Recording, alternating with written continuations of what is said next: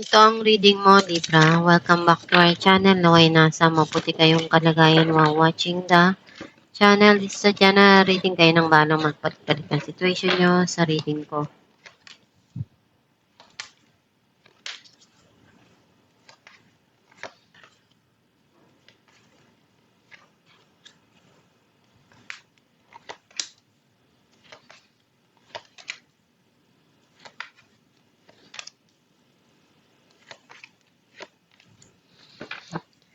At the bottom of the deck, Four of Swords.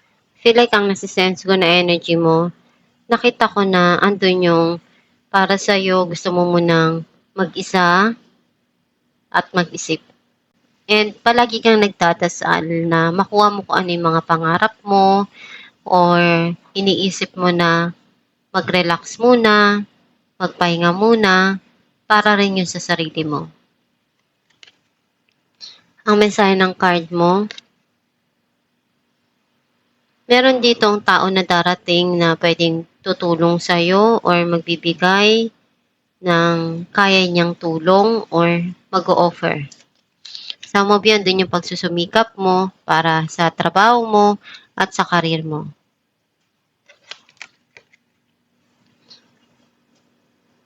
Meron ditong bagong pag-ibig na sisibol. Either may mag-o-offer or magpo-propose o hihingi ng kapatawaran. Some of you, kung ano yung pagmamahal na nararamdaman mo, binibigay mo din yun dun sa taong mahal mo.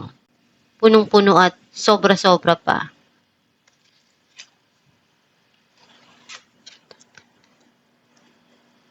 Meron kang gustong sabihin dito.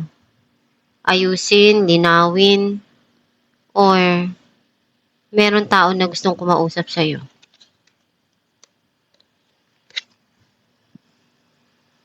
Ngayon, pinapahalagaan mo na yung mga bagay na magpapasaya para sa'yo.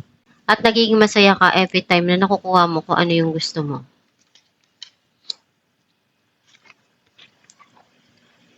Merong nagpapagulo sa isipan mo dito. And pabalik-balik yun. Tinatry mong i-address yun sa'yo. And gagawin mo yung kaya mo para makatakas dun sa sitwasyon na to.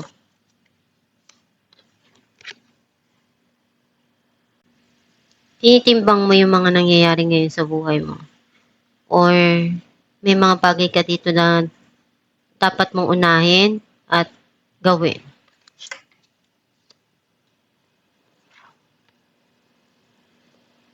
Doon yung nagigipit ka sa panggastos or nagkukulang and nalulungkot ka doon. Some of you feel left out in the cold. Yung iniwan ka ng taong mahal mo, hindi mo alam kung bakit, and walang pasabi.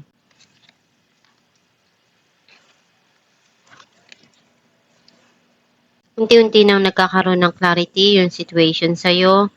Some of you, makukuha mo yung hustisya na matagal mo nang gustong makamit. Clarify natin Knight of Pentacles. Page of Cups and Three of Pentacles. Doon yung nangangarap ka palagi na sana one day makuha mo yung mga gusto mo, dumating yung mga pangarap mo, and pinagtatrabahuan mo ng gusto yon para ma-achieve mo yung dreams mo. Kasi marami ka pang gustong marating sa buhay. Some of you, itong tao na to, andun yung pagmamahal niya, and may mga bagay siyang gustong ayusin dito at gawin. Some of you, mayroon ka ditong gustong ayusin sa loob ng tahanan or pagkakagastusan. And pinag-iisipan mong mabuti yun. Clarify natin Knight of Swords. The Hangman and Page of Cups. Andun yung pagmamahal nitong tao na to.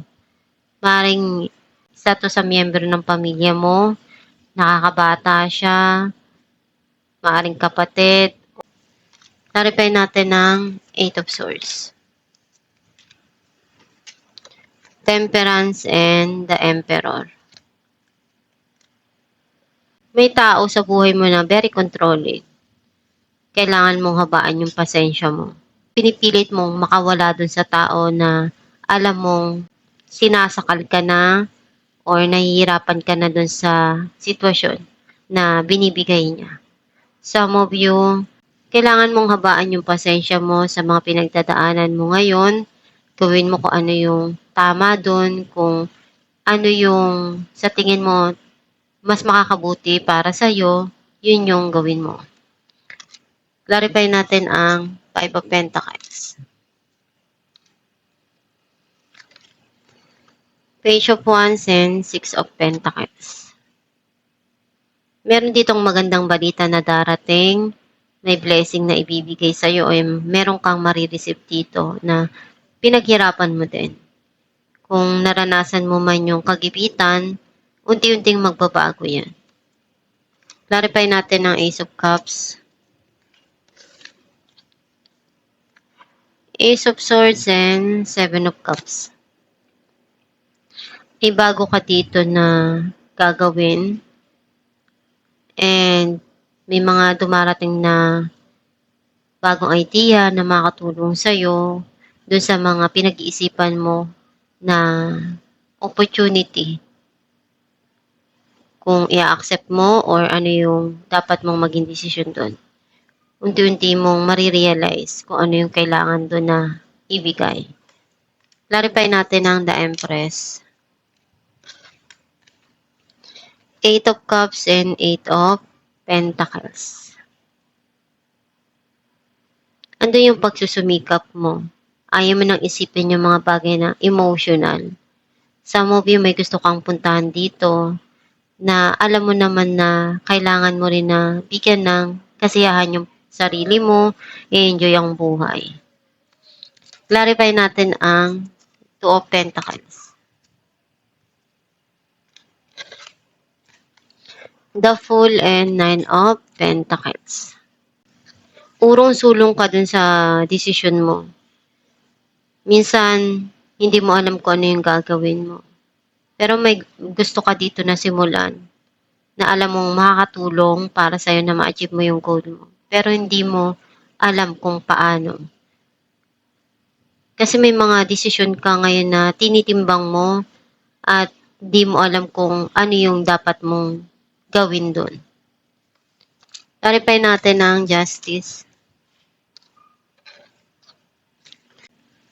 Three of Cups and Seven of Swords. Magkakaroon dito ng reconciliation and dito try mong gawin kung ano yung kaya mo dun sa sitwasyon. Some of you, you are removing some people in your life na alam mong nagsisinungaling or cheating na nangyayari dun sa sitwasyon. Kasi meron ditong third party. Alamin natin kung anong mensahe para sa'yo.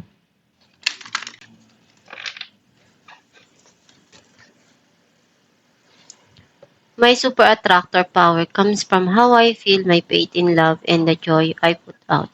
Ang mensahe para sa'yo na kung ano yung magpapasaya para sa'yo, yun yung gawin mo. And i-attract mo yun, gawin mo yung alam mo na tama dun sa sitwasyon.